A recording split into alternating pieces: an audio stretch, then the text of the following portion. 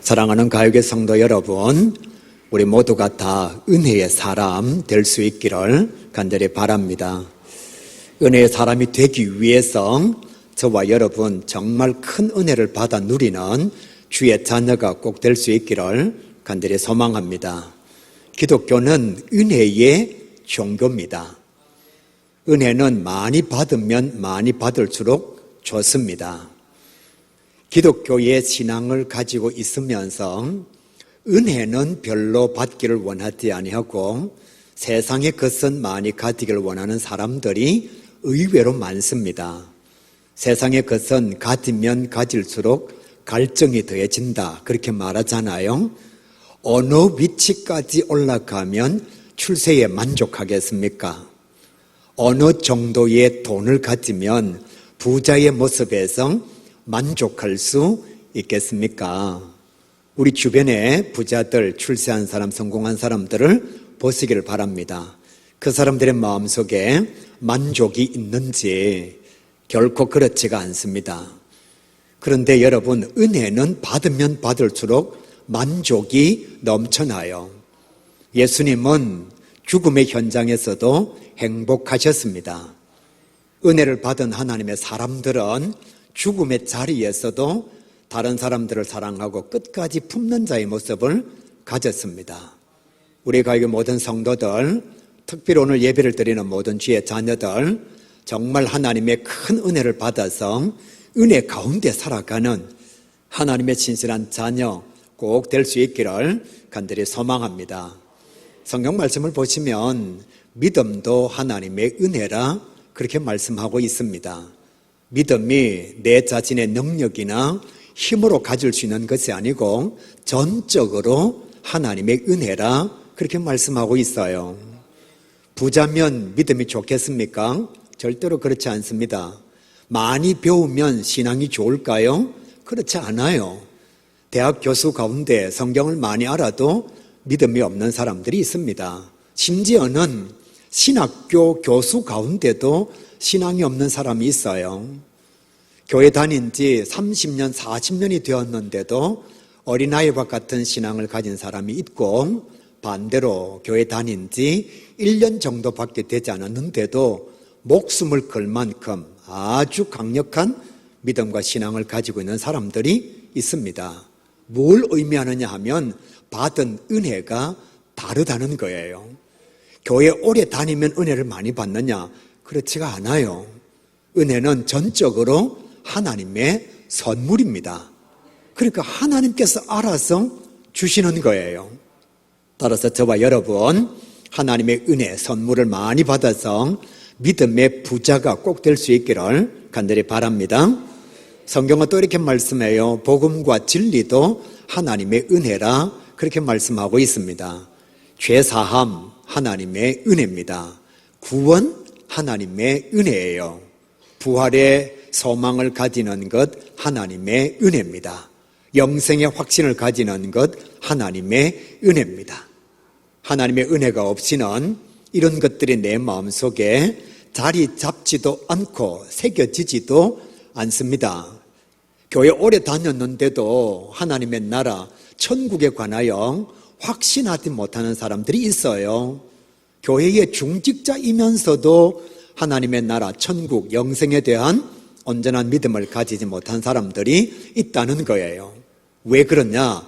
하나님의 은혜를 풍성하게 받지 못했기 때문에 그런 거지요.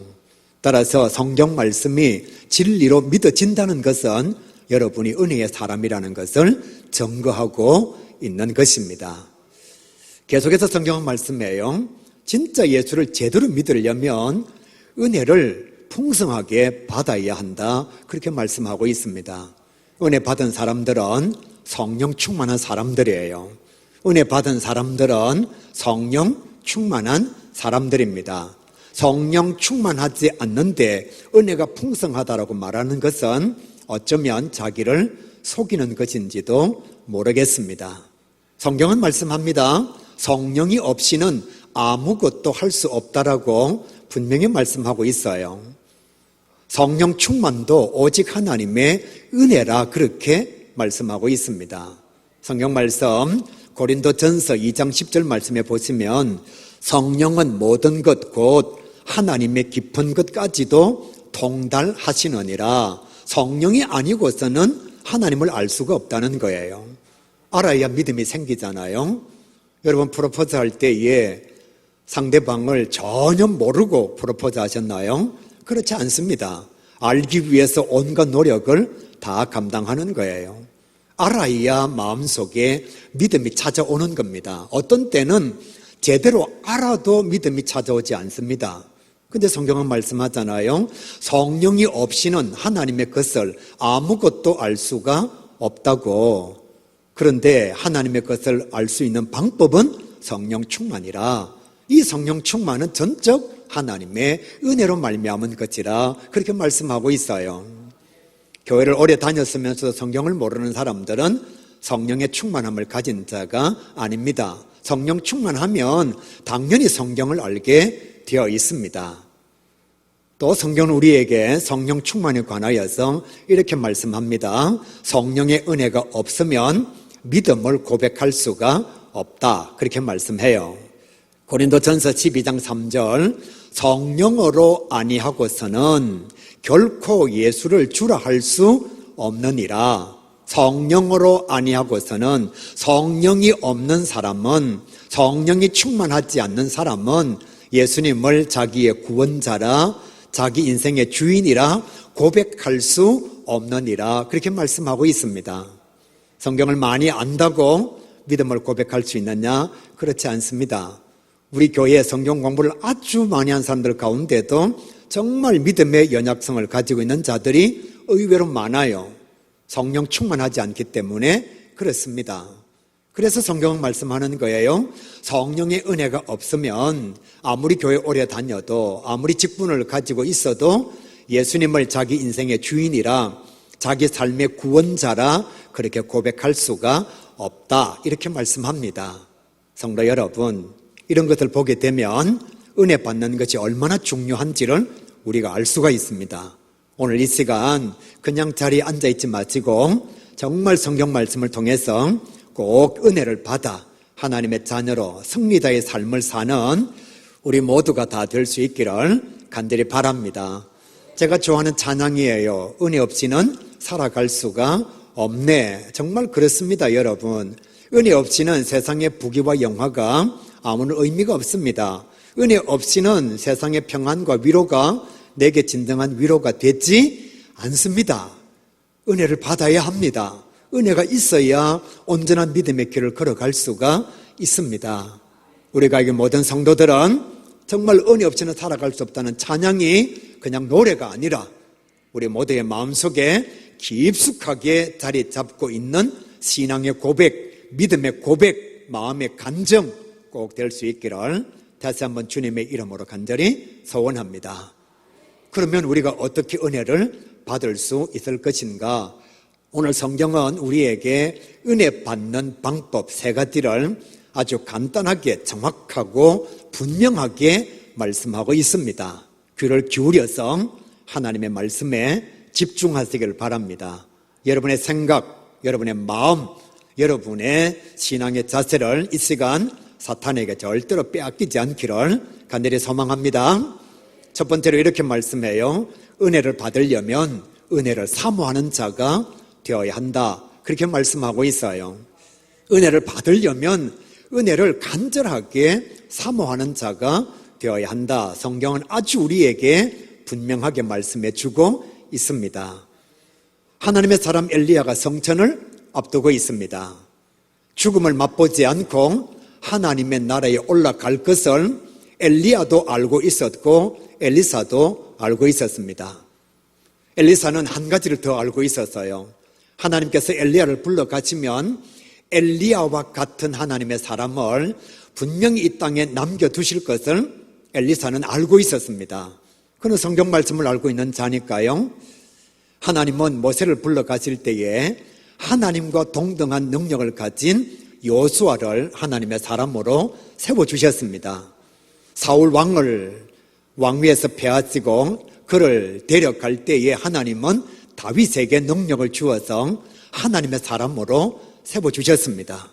그러니까 엘리야가 성천하고 나면 반드시 엘리야와 같은 능력을 가진 하나님의 사람이 하나님에 의해서 세워질 것을 엘리사는 알고 있었습니다. 그래서 그가 선생님이 가는 곳이라면 끝까지 동행하기를 원했던 거예요. 오늘 집에 가셔서 본문 바로 앞에 있는 성경 말씀을 한번 주의 깊게 보시기를 바랍니다. 엘리야가 성천하기 위해서 하나님께서 지시하신 요단강으로 갈 때까지 무려 5번씩이나 엘리사에게 이렇게 말합니다. 너는 나를 따라오지 말고 여기에 머물라. 무려 5번씩이나 얘기합니다. 그런데 엘리사는 엘리야가 그렇게 부탁함에도 불구하고 끝까지 엘리야 따라가고 있어요. 엘리야의 제자 50명은 강 건너편에 있는데 엘리사는 강 건너편에 서 있는 것이 아니라 엘리야가 건너가는 곳까지 함께 동참하게 됩니다. 왜냐하면 엘리야가 가지고 있는 성령의 능력, 은혜를 받기를 원하는 마음이 간절했기 때문이에요. 그래서 결국 어떻게 되었느냐? 정말 하나님의 사람 엘리야가 성천하고 난 뒤에 엘리야가 가지고 있었던 모든 능력과 성령의 권세를 엘리사가 받을 수가 있었습니다. 사랑하는 성도 여러분, 정말 저와 여러분은 오늘 말씀 속에 나타나고 있는 엘리사의 간절함이 우리 마음속에 있는지 다른 사람이 아니라 자기 자신을 한번 점검해 보시기를 바랍니다. 정말 내가 세상에서 돈을 벌기를 원하는 것만큼, 출세하고 성공하기를 원하는 것만큼 하나님의 은혜 가운데 거하기를 정말로 내가 소원하고 있는지, 자녀가 아프면 최선을 다합니다. 얼마 전에 뉴스에 나왔잖아요. 큰 홍수가 져서 사람들이 죽어가고 있었습니다. 그때 한 엄마가 자기도 물에 빠져서 죽어가면서 끝까지 아이를 들고 있었습니다. 구조대가 찾아왔을 때에 엄마는 세상을 떠났습니다. 그러나 아이는 살아 있었습니다. 그 엄마뿐만이 아니라 저와 여러분도 마찬가지예요. 내 자녀가 아프면 그래요, 온 병원에 딱 한 번 가보고 의사가 안 된다 그러면 그만두나요? 그렇지 않습니다. 백병원에도 가보게 되고, 백병원에서 안 된다 그러면 서울에 있는 세브란스 병원에도 가보고, 세브란스 병원에서 안 된다 그러면 서울대학병원까지 찾아가서 어떻게 해서든지 자녀를 살려고 하는 것이 부모의 마음입니다. 직업이 없어요. 성도 가운데 일감이 없는 사람 있을 것입니다. 그러면 한두 번 부탁해 보다가 직장 없는 것에 만족하나요? 그렇지가 않습니다. 청년들은 회사에 들어가기 위해서 이력서를 수십 통을 씁니다. 50통에서 100통도 이력서를 쓰게 돼요. 아는 사람들에게 다 부탁을 합니다. 왜? 그 마음속에 일감을 가지고자 하는 간절한 마음이 있기 때문에 그렇습니다. 사랑하는 성도 여러분, 세상의 것에 대해서는 이렇게 간절함을 가지고 있으면서 정말 하나님의 은혜에 대해서는 우리가 받아도 좋고 안 받아도 그뿐인 마음을 가진 것은 아닌지 모르겠어요. 성경 말씀에 보면 회당장 야이로가 등장하고 있습니다. 그는 딸이 아파 병상에 누워 있어요. 여러 가지 방법을 다 사용해 봤습니다만은 딸은 살아날 기미가 보이지 않습니다. 고침받을 수 있는 상황이 없는 거예요.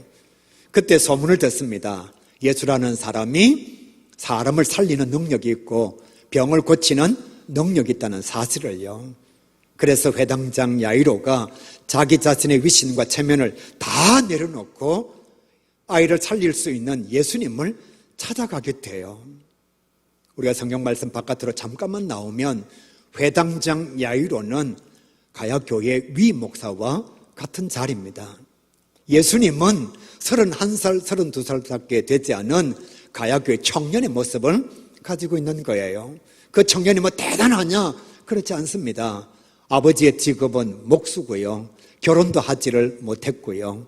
만나는 사람들은 장녀, 아니면 도둑놈, 아니면 범죄한 자, 아니면 죄인들, 가난하고 헐벗은 자, 그리고 입고 다니는 옷은 아주 누추하게 짝이 없는 그런 옷이었습니다.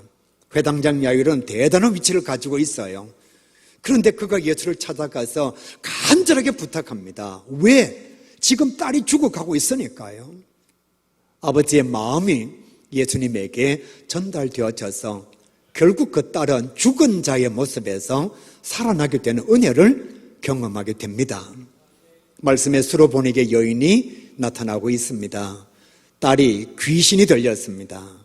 여러분, 목사는 자기 자녀가 목사가 된다 그러면 다 좋아합니다.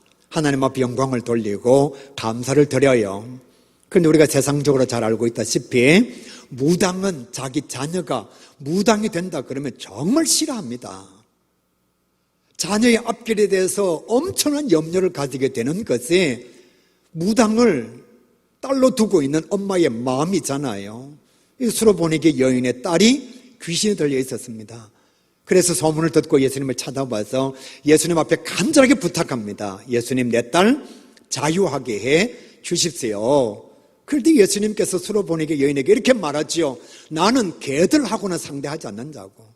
나는 개들을 위해서 내 자녀에게 줘야 할 것을 줄 수가 없다라고. 예수님께서 수로보니게 여인을 개 취급한 거예요. 그런데도 이 여인의 마음에는 자기의 자존심이 문제가 아니었어요. 사랑하는 딸이 귀신에서 노임을 받아서 자유하게 되는 것, 이 간절한 마음에 소원이 있었습니다. 그래서 예수님께서 개라고 말할 때에도 그는 예수님 앞에 고백하죠. 예수님, 저 개 맞습니다. 개 취급해도 괜찮습니다. 내 딸만 고쳐주시기를 바랍니다. 그 여인의 간절한 소원이 예수님에게 전달되어져서 딸은 귀신으로부터 노임받게 되었습니다. 사랑하는 가요교회 성도 여러분, 우리는 교회를 오래 다니고 있습니다. 저는 목사고 여러분은 교회의 중직자들입니다. 정말 여러분이 세상에서 돈을 벌고 싶은 만큼, 출세하고 성공하고 싶은 것만큼, 자녀들을 위해서 예수고 수고하는 것만큼 여러분의 믿음과 여러분의 신앙과 여러분의 영성을 위해서 은혜를 간절하게 사모하며 구하고 있습니까? 결코 저의 자랑은 아닙니다. 여러분, 40일 동안 교회에서 철학 기도를 하는 것은 절대로 쉽지가 않습니다. 여러분, 좋은 자리에 4시간 앉아있는 것도 쉽지가 않아요. 그런데 그냥 강단 맨 바닥에 4시간 동안 기도하면서 앉아있는 것 정말 어렵습니다.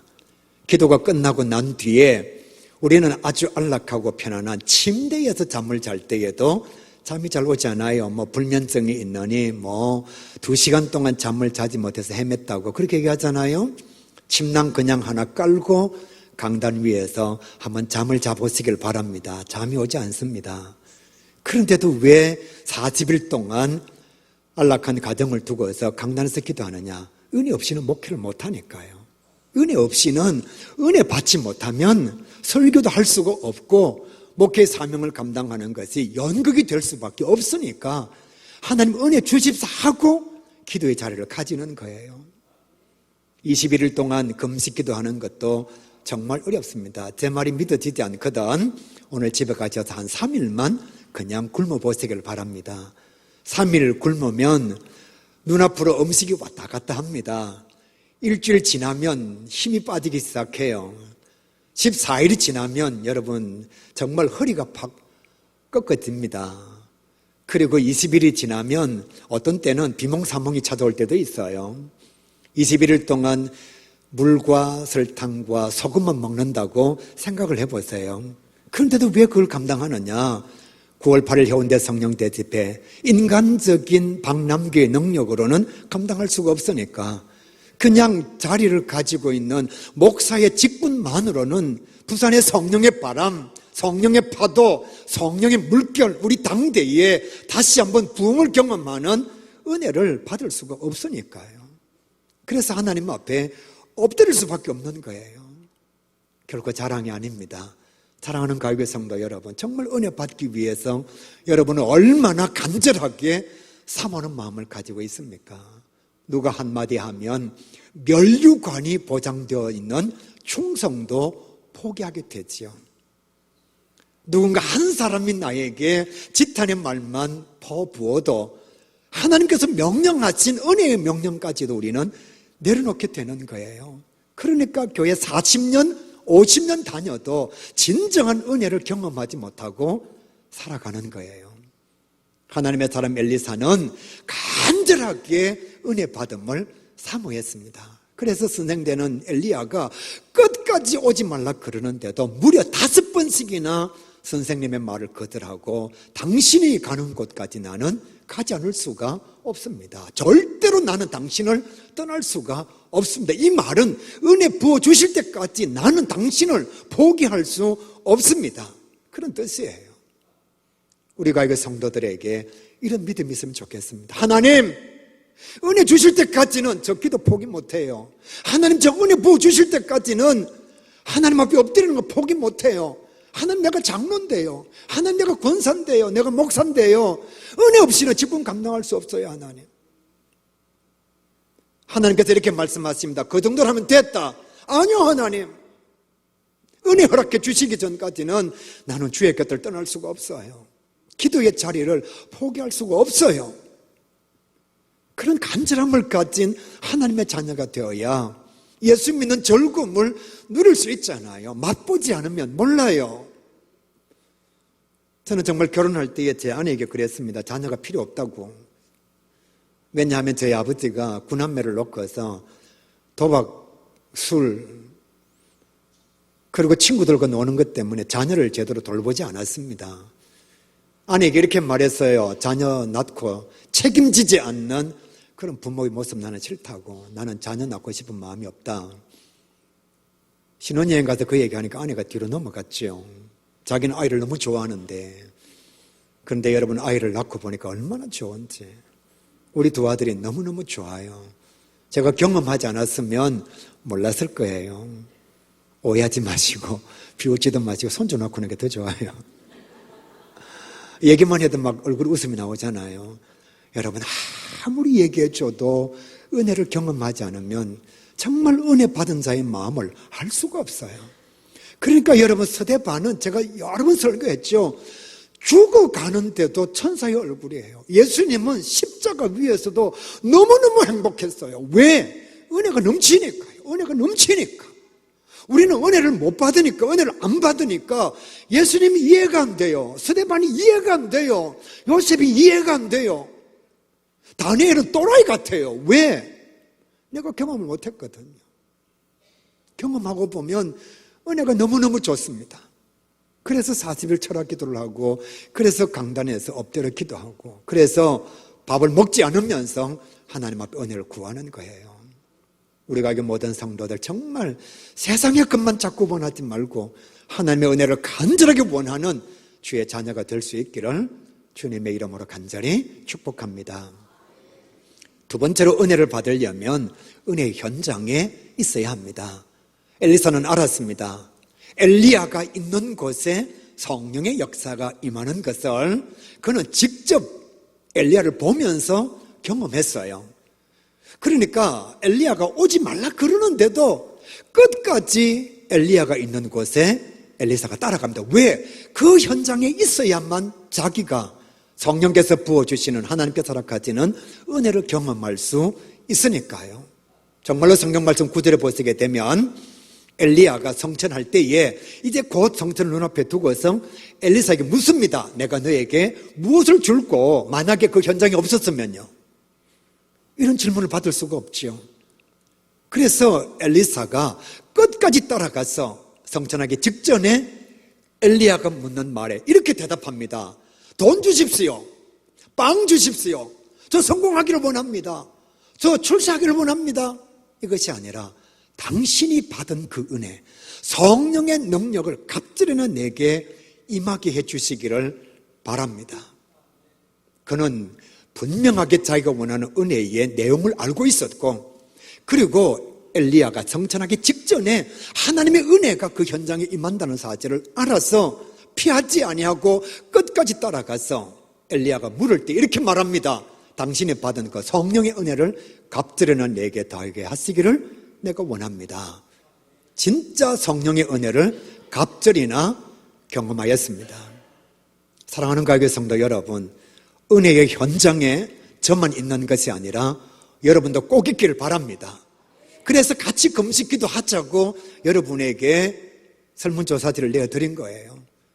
함께 기도하자고, 그 은혜의 현장에 같이 있자고 현관에 들어오시다가 보면 내가 기도하겠습니다 라고 하는 기도의 현수막을 걸어놓은 겁니다. 왜? 저 혼자 현장에 있을 것이 아니라 그 은혜의 현장에 우리 성도들이 있으면 좋겠거든요. 장로님이 계시면 좋겠어요. 그 은혜의 현장에 우리 권사님들이 계시면 좋겠어요.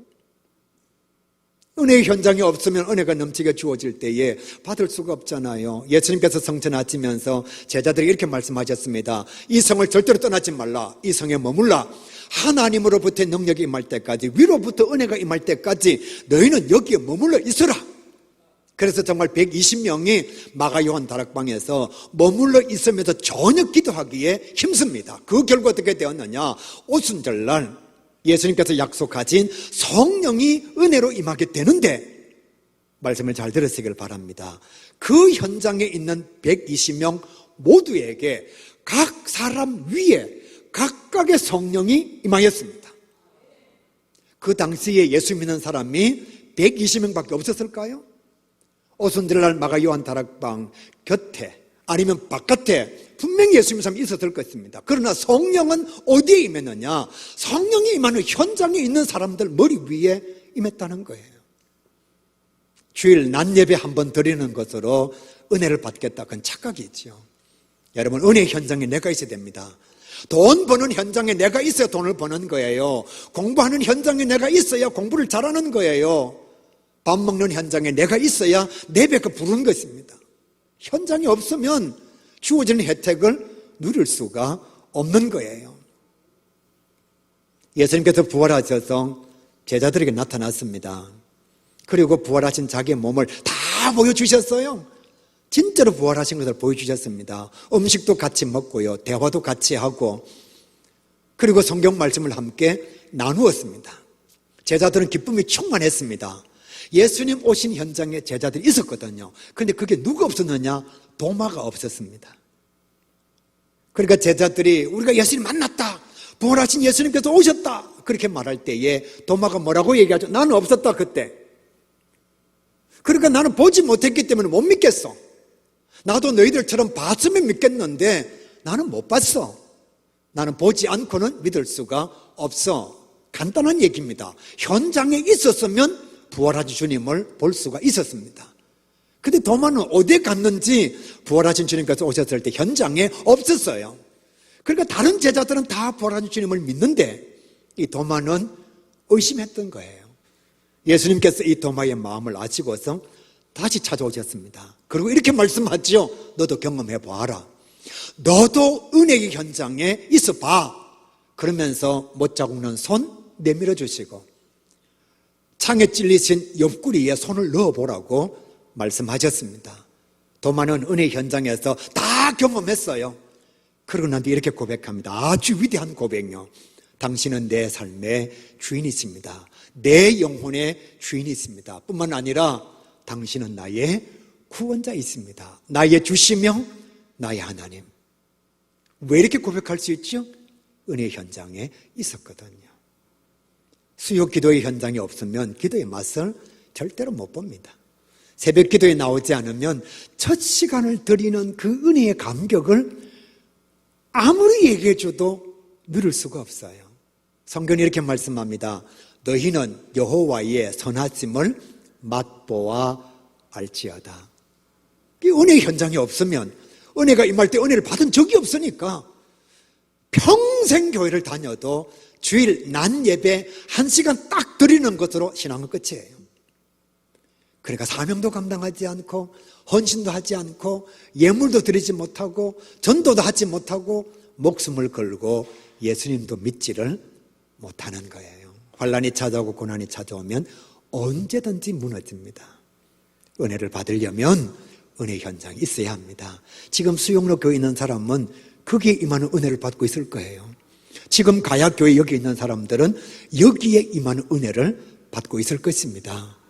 그러나 집에서 잠을 자고 있거나 아니면 쾌락의 현장에 있거나 아니면 놀고 있는 현장에 있으면 하나님이 주시는 은혜는 받을 수가 없습니다. 은혜의 현장에 있기를 사모하는 저와 여러분 꼭 될 수 있기를 간절히 바랍니다. 마지막으로 이렇게 말씀해요. 은혜의 사람을 만나야 한다. 은혜의 사람을 만나야 한다. 인생에서 가장 큰 축복이 만남의 축복입니다. 지금 아주 행복한 사람은 배우자를 잘 만나는 거예요. 별로 웃지를 않네요. 못 만났다는 거죠. 지금 막 삶이 너무너무 괴로운 사람은 주변에 사람을 잘못 만난 거예요. 부모님을 잘못 만났든지 아니면 배우자를 잘못 만났든지 아니면 직장 상사를 잘못 만났든지 아니면 사기꾼 친구를 만났든지. 여러분, 만남의 은총은 너무너무 중요해요. 저는 정말 늘 기도합니다. 하나님, 내 자녀들이 만남의 축복을 누리게 하여 주옵소서. 목사도 성도들을 잘 만나야 하고 성도들도 목사를 잘 만나야 합니다. 여러분, 이단들 보십시오. 처음에는 너무너무 잘해줍니다. 간까지도 빼줄 것 같아요. 근데 시간이 지나고 나면 내 인생 정체를 강탈해가는 것이 이단들의 모습입니다. 처음에는 뭐 엄청나게 잘해주는 것 같아요. 만남의 복을 누리는 것 같은데 나중에 알고 보면 내 인생도 거두어가고 내 영성도 거두어가는 것이 그들의 모습입니다.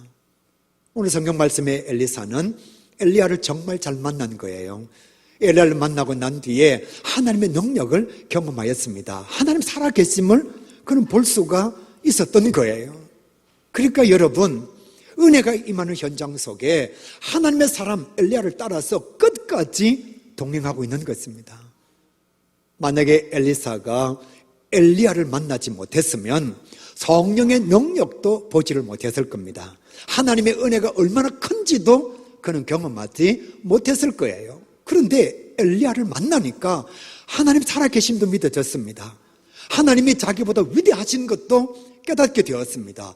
기적을 행하는 현장 속에 있다가 보니까 하나님 얼마나 위대하시고 크신 분인 것을 엘리사가 알게 된 거예요. 그러니까 그가 엘리야에게 원한 게 무엇인가 하면 성령의 능력이지요. 사르밧 과부는 죽음의 현장에 있었습니다. 말씀을 보시게 되면 사르밧 과부가 엘리야가 찾아왔을 때에 이렇게 말합니다. 우리 집에 남겨져 있는 것은 기름 조금, 밀가루 조금밖에 없습니다. 이것 가지고 빵 만들어 먹고 아들과 함께 이제 죽을 겁니다. 그러니까 이 집에 엘리야가 오기 전까지 있었던 게 무엇인가 하면 죽음입니다. 절망입니다. 근데 그 집에 누가 왔느냐? 은혜의 사람 엘리야가 찾아온 거예요. 엘리야에게 떡을 대접했습니다. 성경이 이렇게 말씀하죠. 가뭄이 끝날 때까지, 흉년이 끝날 때까지 그 집에 양식이 끊어지지 아니했다. 죽음이 있는 곳에 생명이 찾아온 겁니다. 엘리야 때문에. 그 뒤에 말씀해 보시게 되면 수넴 여인이 등장합니다. 수넴 여인은 마음이 참 착한 사람이었어요. 그러니까 선지자나 예언자가 자기 동네를 지나가면 항상 자기 집으로 초청해서 하나님의 이름으로 선지자와 예언자들을 대접했습니다. 거기를 누가 열심히 지나다니느냐 하면 엘리사가 열심히 지나다녀요. 그래서 이 수넴 여인은 엘리사가 갈 때마다 간절하게 청해서 자기 집에 머물기를 소망을 가졌죠. 간절하게 바랬습니다. 그리고 대접을 정말 잘했어요. 하루는 하나님의 사람, 은혜의 사람 엘리사가 이렇게 말합니다. 내가 너무 대접을 잘 받으니까 당신 집에 내가 해줄 것이 무엇이 있는가? 수넴 여인이 마음이 너무 착하니까 우리 집에는 부족한 것이 없습니다. 그렇게 말했어요. 그럴 때에 엘리사의 제자가 엘리사에게 이렇게 말해줍니다. 이 집에 자녀가 없습니다. 하나님의 사람, 은혜의 사람 엘리사가 간절하게 기도해서 수넴 여인의 집에 남편은 아주 나이가 많고 아내는 자녀를 낳을 수 없는 상황인데 하나님께서 은혜를 베풀어 주심으로 그 가정에 자녀가 태어나게 된 겁니다. 은혜의 사람을 만나니 하나님의 은혜를 경험하게 된 거예요. 하나님은 위대한 역사를 이루어 가실 때에 하나님 혼자서 하시지 않습니다. 출애굽 역사를 감당하실 때에 모세를 하나님께서 은혜의 사람으로 사용하신 거예요. 하나님의 말씀 충분히 하나님 혼자서 우리에게 전해줄 수 있습니다. 성경 말씀 다 전해줄 수 있어요. 그런데 하나님은 성경 말씀을 우리에게 전해주실 때에 바울이라고 하는 사람을 선용하신 거예요. 이스라엘 백성들을 견고한 나라로 세워가실 때 하나님께서 여러분 못하실 게 뭐가 있습니까? 홍해 그냥 가를 수도 있고요, 로마 병정들 다 죽일 수도 있고요, 무엇인지 다 감당할 수 있습니다. 그런데 하나님은 모세를 사용하시고 다윗을 사용하시고 예수님을 사용하시고 은혜의 사람 하나님의 사람들을 항상 사용하셨습니다. 그래서 여러분 교회 안에서 은혜의 사람을 잘 만나야 되는 거예요. 부정적인 사람 만나면 여러분 인생 도움 안 됩니다. 불평, 원망, 불만 많은 사람 자꾸 만나면 자기도 모르는 사이에 물들어요. 여러분, 물 양동이 하나에 처음 물감을 딱 떨어뜨리면 표가 나지 않습니다. 뭐 여기에 물감이 있는지 없는지 몰라요. 근데 계속 떨어뜨리면 점점 물감의 색깔이 드러나기 시작합니다. 그러다가 어느 시점이 딱 되면 확연하게 이 물에 물감이 있다는 사실을 알게 돼요. 우리 인생도 마찬가지입니다. 은혜의 사람이 내 곁에 있으면 하나님의 은혜가 내게 임합니다. 원망의 사람, 부정의 사람이 내 곁에 있으면 나도 그 사람을 닮아갈 수밖에 없습니다. 그래서 교회를 잘 만나야 하고 믿음의 사람들을 잘 만나야 하는 거예요. 우리가 이게 모든 성도들은 진짜 은혜를 사모하고 은혜의 현장에 있기를 소원하고 은혜의 사람들을 꼭 만나서 정말 하나님의 은혜를 풍성하게 받아 누리는 주의 자녀 꼭 될 수 있기를 주님의 이름으로 간절히 축복합니다.